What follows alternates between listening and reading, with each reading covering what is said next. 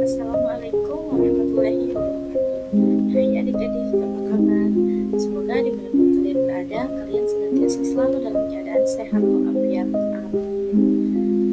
Nah, pada video kali ini kita akan membahas materi dengan judul menghindari sikap tercela dalam kehidupan sehari-hari.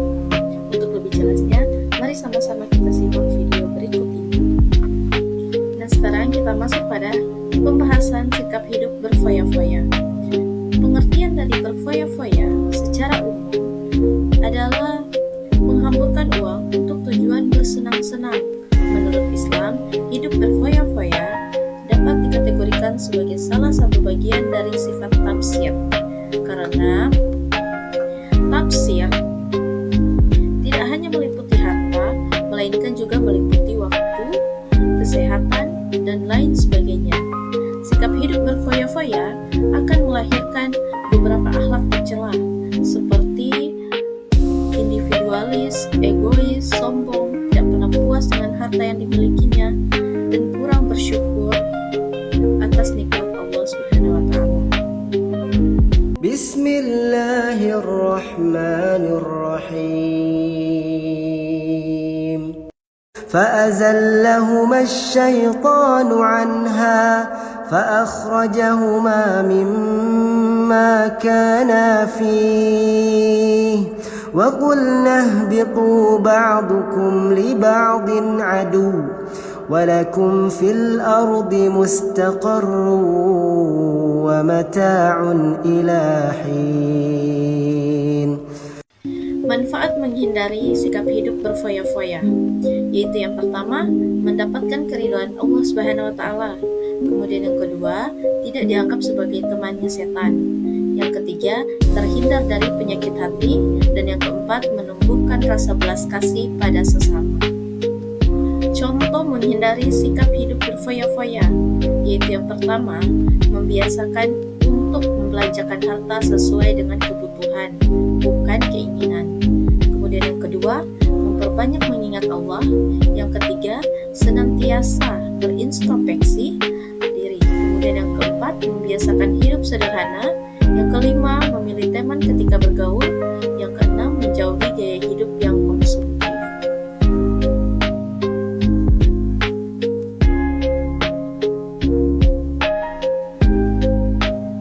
Pengertian riya dan sum'ah. Melakukan perbuatan baik dengan maksud agar orang lain melihat dan mendengarnya, dan kemudian memberikan pujian. Riya artinya melihat, sedangkan sum'ah artinya mendengar.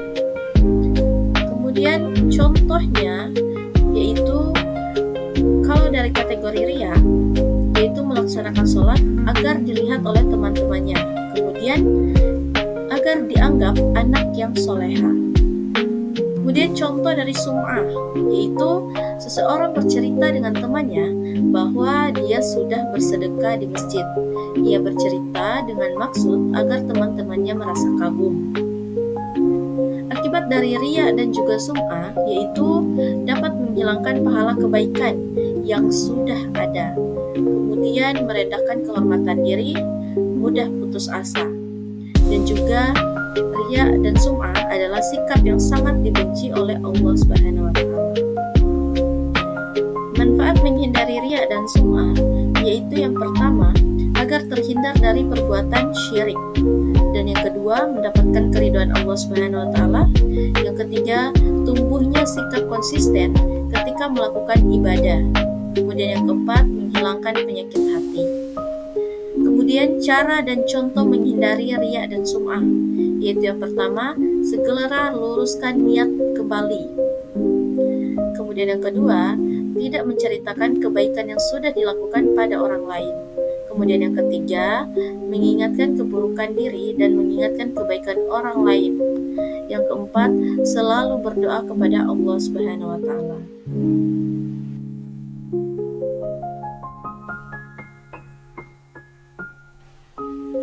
Masuk pada pengertian takabur, yaitu kalau dari segi bahasa artinya sombong.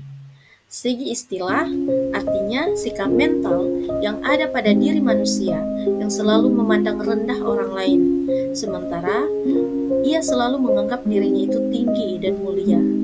Tanda-tandanya yaitu yang pertama suka memuji diri sendiri, kemudian menganggap diri sendiri lebih baik, dan kemudian gemar membesar-besarkan masalah. Kemudian masuk pada bahaya dari takabur, yaitu dapat merugikan diri sendiri. Kemudian yang kedua, merusak hubungan silaturahmi. Kemudian yang ketiga, mendapatkan kesengsaraan hidup baik di dunia maupun di akhirat. Kemudian manfaatnya yaitu tumbuhnya sifat tawadu, manfaat dari menghindari sikap riya. Tumbuhnya sifat tawadu. Kemudian yang kedua, terkendalinya dengan baik hawa nafsu yang mengarah kepada keinginan. Kemudian yang ketiga, memiliki sifat ulet dan jijik. Dan yang keempat, terhindar dari azab Allah Subhanahu wa Ta'ala.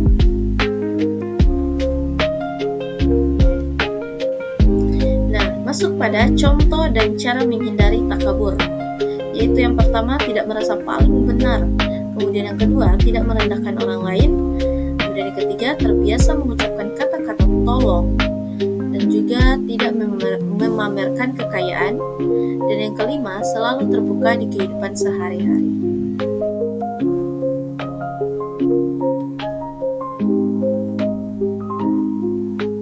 Pengertian hasad. Hasad dari segi bahasa yaitu artinya dengki atau iri hati. Dari segi istilah, adanya perasaan benci ketika kenikmatan yang diberikan oleh Allah Subhanahu wa Ta'ala. Contohnya Pak Amar. Pak Amar telah diangkat menjadi imam di sebuah masjid oleh masyarakat. Namun Pak Billy berusaha menjatuhkan Pak Amar dengan berbagai cara, dengan maksud untuk menggantikan posisi Pak Amar sebagai imam masjid. Di dalam Al-Quran diceritakan perbuatan hasad pernah dilakukan oleh iblis dalam memperdaya Nabi Adam dan Siti Hawa karena bertempat di surga, yang tercantum di dalam Quran Surah Al-Baqarah ayat 36. وآت ذا القربى حقه والمسكين وابن السبيل ولا تبذر تبذيرا إن المبذرين كانوا إخوان الشياطين وكان الشيطان لربه كفورا. Masuk pada bahaya dari hasad, yaitu adanya kegelisahan.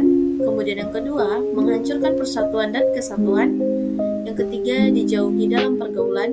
Yang keempat, menghancurkan kebaikan-kebaikan yang pernah dilakukan. Manfaat menghindari hasad, yaitu yang pertama, memiliki pribadi yang tenang. Kemudian yang kedua, terhindar dari kebencian. Yang ketiga, terhindar dari sikap tercela. Dan yang keempat, mendapatkan rahmat Allah Subhanahu wa Ta'ala. Masuk pada cara dan contoh menghindari sifat hasad, yaitu yang pertama, bersikap rendah hati. Yang kedua, berempati kepada teman. Ketiga, gemar bersilaturahmi. Dan yang keempat, syukuri nikmat Allah Subhanahu wa Ta'ala.